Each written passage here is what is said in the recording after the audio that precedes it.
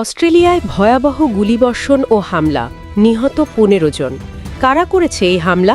জানা গেল তাদের পরিচয়। বিজয় দিবসে মোদির টুইট, একবারও উল্লেখ করলেন না বাংলাদেশের নাম। তবে কি বাংলাদেশের স্বাধীনতাকে অস্বীকার করলেন? সুদানে ভয়াবহ সন্ত্রাসী হামলা, এখন পর্যন্ত ৬ জন বাংলাদেশি সেনা নিহত। কবে ফিরবে তাদের মৃতদেহ? এতক্ষণ শুনছিলেন সংবাদ শিরোনাম, এখন বিস্তারিত। অস্ট্রেলিয়ার সিডনি শহরের বন্ডাই এলাকায় ভয়াবহ এক হামলায় অন্তত ১৫ জন নিহত হয়েছেন।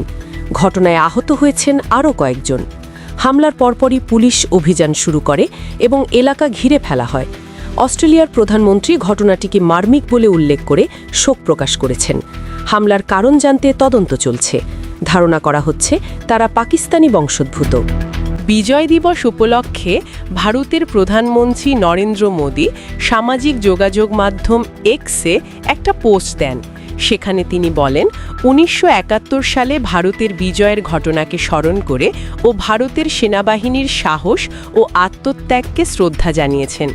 এটি ভারতের ঐতিহাসিক বিজয়ের দিন হিসাবে উল্লেখ করেছেন।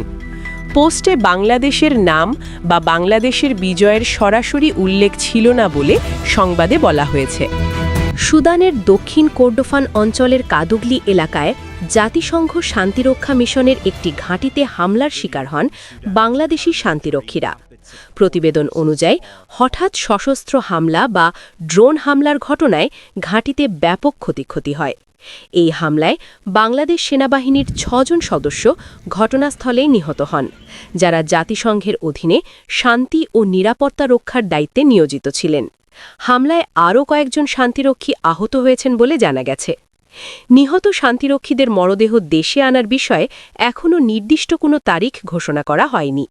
তবে বাংলাদেশ সরকার ও জাতিসংঘ কর্তৃপক্ষ যৌথভাবে মরদেহ দ্রুত দেশে ফিরিয়ে আনার প্রস্তুতি নিচ্ছে।